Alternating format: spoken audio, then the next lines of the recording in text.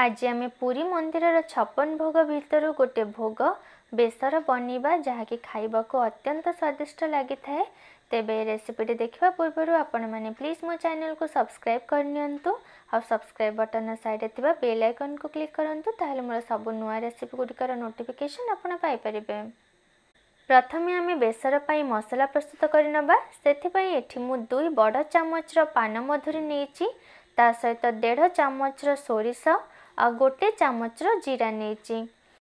एबे सबु को आमे पानी रे आधा घंटे पई बतुरेबा को रखिदबा। एठी आधा घंटे बतुरिला परे ता सहित मु एठी नेची 2 इंच अदा आउ गोटे बड़ चामच गोलमरीच गुंड। आपण आ जगह गोटा गोलमरीच भी नहीं पारिबे। ए सबु को मिसे के आमे ग्राइंड करि नबा। एठी मु मसलाटी बाटी नेची।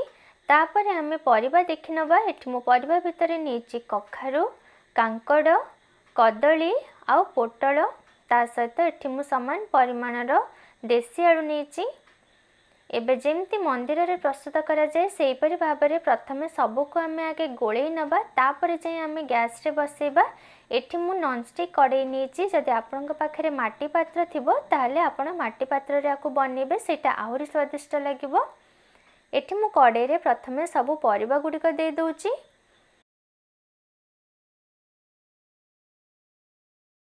एबे एथरे बाटिकी रखिथिबा मसला को दे दबा। आ मसला रे मु जेउ अनुपात रे सब किछि जिंस नेछि से अनुपात रे ही नेबे, ताहले तार स्वाद पूरा मंदिर परि आसीबो। मसला देला परे सेथरे नडिया कोरा दबा।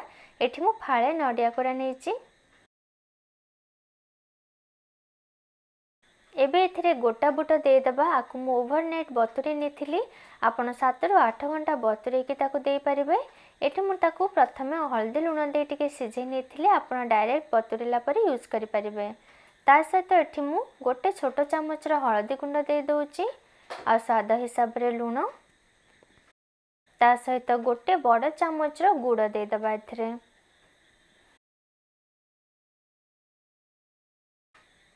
एबे गोटा सोरिष आधा छोटो चामच आ गोटा जीरा आधा छोटो चामच दे दबा। एबे सब को टिके गोळे दबा। एबे एथरे 2 बाउल पानी दे दबा। तापरे ताको आउ थरे भलरे गोळेला परे आमे गैस रे बसै नबा। मु जेउ प्रोसेस रे आपन को बेसर बने देखैली पूरा एक्जेक्ट सेही प्रोसेस फॉलो करंतु, देखिबे बहुत बढ़िया टेस्ट आसीबो, पूरा मंदिर भली स्वाद लागिबो। एबे देखंतु मु सब को भलरे गोळे नेची। एबे आमे कड़े को गैस रे बसै नबा। एठी मु गैस ऑन करी कड़े को बसै नेची। एबे घोडणी दे आमे परिबा सिझिला जाय ताकु लो फ्लेम रे कुक करबा।